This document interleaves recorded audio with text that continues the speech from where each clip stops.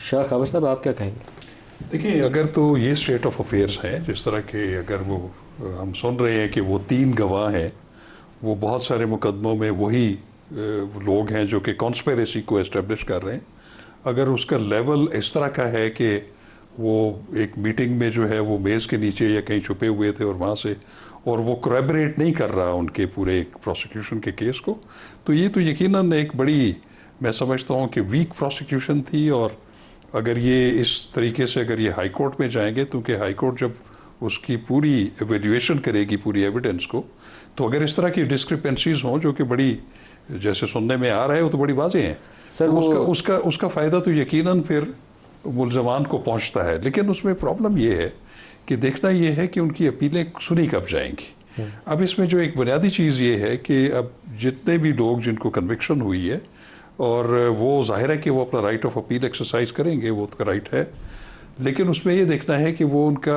जो नंबर कब आता है, क्योंकि पहले से अपीलें पड़ी हुई शाह हैं। साहब, लेकिन जिस तरीके से एक सब इंस्पेक्टर को बनाया गया गवाह को बेस के नीचे छुपा था, एक पुलिस वाला पर्दे के पीछे छुपा था, कॉन्फिडेंस इंस्पायरिंग नहीं है। एक पुलिस वाले को पता चला कि वो चक्री में मीटिंग है और उसको किसी ने बड़ी राजदारी से बात बताई। मैं ये कह रहा हूँ कि तो ये वो स्टैंडर्ड है एक वीक एविडेंस का, जो कि नॉर्मली हाई कोर्ट्स में जो है उनको जो है वो बिल्कुल सेट, वो ब्रश असाइड कर दिया जाता है।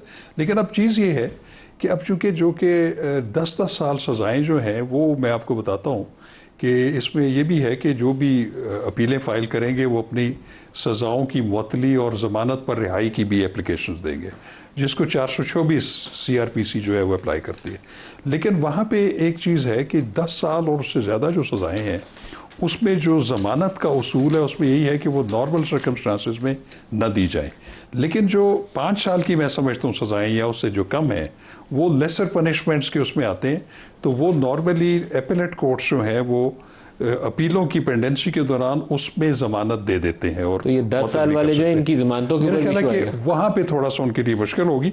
लेकिन 5 साल और से जो कम सज़ाएँ हैं, और ख़ास तौर पे ख़वातीन का जो है उनको भी एक थोड़ा सा एक एक्सेप्शन हासिल है कानून की नज़र में भी, तो उनको भी शायद हाई कोर्ट्स जो हैं वो अपील की पेंडेंसी के दौरान शायद उनकी सज़ाएँ मुअत्तल कर दें। बिलाल साहब, आपकी हुकूमत तो खुश होगी कि अगर 27वीं तरमीम लानी है तो उससे पहले अपोजिशन सारी स्टीम रोल हो जाए।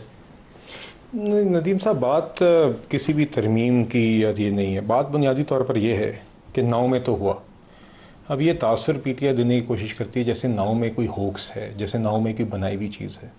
वाज़े बात है और ये एडमिटेड फैक्ट है कि एक शख्स गिरफ़्तार हुआ जो इनका बानी है, और उसके फ़ौरन बाद इनकी जमात की ये पॉलिटिकल फेसेस इन्हीं के जमात के कारकुनान को लेके, इन्हीं की जमात के झंडे लेके शहर शहर में बाहर निकले। और ये अजीब इत्तफ़ाक़ है कि शहर शहर में फ़ौजी अमलाक पर ही हमला हुआ, चाहे वो सियालकोट था, चाहे वो रावलपिंडी था, चाहे वो लाहौर था, चाहे वो पेशावर था, चाहे वो मियांवाली था, चाहे वो चकदरा था।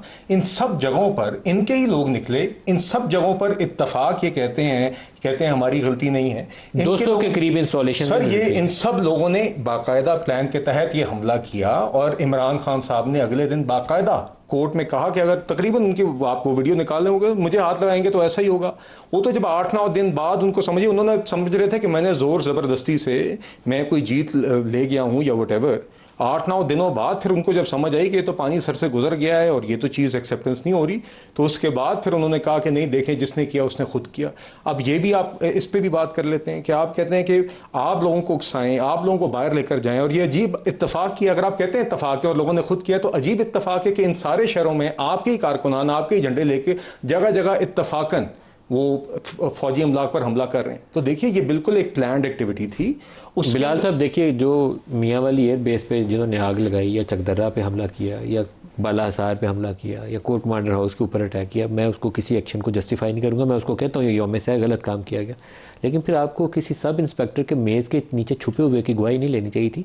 वहाँ पे आपके पास सब्सटेंशियल एविडेंस होनी चाहिए थी। उसकी बुनियाद के ऊपर जो भी इन्वॉल्व था उसको पनिश करते, बाकियों को रगड़ा ना लगाते। 4-6 महीने किसी ने जेल काट दी थी, वही रगड़ा काफ़ी था। फिर आपको एक्चुअल जाना चाहिए था कि ये बंदा एक्चुअली इन्वॉल्व है, पॉलिटिकल मोटिवेशन नहीं उसमें होनी चाहिए थी।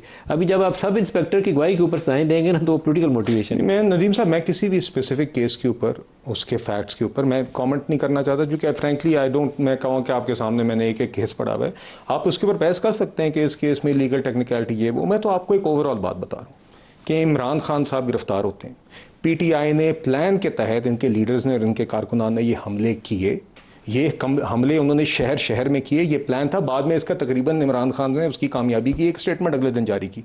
अब उसके बाद मैं बिल्कुल आपसे इस हद तक इत्तफाक करता हूँ कि देखिए, जो भी बेगुनाह है उसे रिहा होना चाहिए, और जो मगर जिसने जुर्म किया है उसको सज़ा होनी चाहिए। उसके अंदर अगर ऊंच नीच है तो वो आगे भी लीगल फोरम्स मौजूद हैं, वो पूरी हो जाएगी। मगर इस बात में कोई शक नहीं है मेरे जहन में कि पीटीआई ने प्लान के तहत ये किया। ये बिल्कुल इत्तफाक या कोइंसिडेंस नहीं है कि पीटीआई के ही लोग शहर शहर में उन्होंने प्रोटेस्ट के नाम पर जाके फौजी अमलाक पर हमला किया। ये इत्तफाक नहीं होता। इत्तफाक होता अगर एक शहर में या सिर्फ जिन्ना हाउस में हुआ था। ये शहर शहर में हुआ है, पूरे मुल्क में हुआ, और ये इनका बाकायदा प्लान था। तो मैं सब 2 साल से कितना अर्सा हो गया होगा, मई से लेकर अब तक अर्सा, वो तो उन्होंने जेलें काट ली हैं। मेरे ख्याल है आमतौर पर अगर किसी ने कोई धिंगा मुश्ती की होगी तो इतनी सज़ाई मिलती है उसको। तो इस प्रोसेस का कोई एंड रिजल्ट भी तो होना चाहिए कि कहाँ जाके कंक्लूड होना। अभी तो ओपन एंडेड ही नजर आता है। देखिए, कोई कंक्लूड करना चाहता ये नहीं है। बुनियादी तौर पे अगर कंक्लूजन की तरफ होता तो जिससे आपने पिन पॉइंट किया था, आप पकड़ के लोगों को विक्टिमाइज़ ना करते। मतलब इसकी छोटी छोटी मिसालें मौजूद हैं। इमरान खान की टीम में गार्ड है बंदा हाफिज़ अरशद, वो उस दिन मौजूद था। बनी गाला ज़मान पार्क से निकला, दुआ करा के खान साहब जहाँ से अरेस्ट हुए उठाए गए, वो वहाँ पे मौजूद। उसे आज सज़ा दी है 10 साल। किस कानून कायदे के तहत दी है? अफजाल अजीम पहाट एक वकील है, उसे इससे पिछले राउंड में 10 साल सज़ा दी। वो उस दिन 9 मई को इमरान खान साहब के साथ मौजूद था। 9 मई से लेके 12 मई तक, जब तक खान साहब रिहा नहीं हुए, वो यहीं रहा। आपने किस कानून कायदे के तहत सज़ा दी?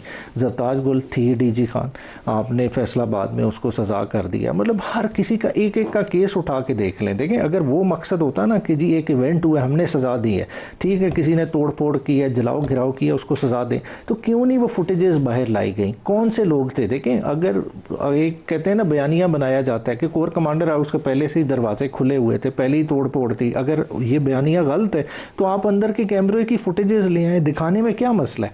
मगर नहीं दिखाई जाती। खान साहब बार बार इस चीज़ को क्यों करते हैं? उस दिन वो निकले हैं, 9 से पहले उनकी क्या स्टेटमेंट है कि मुझे पता है आपने गिरफ्तार करना है, अगर गिरफ्तार करना है, कोई वारंट है, मुझे दिखा दें।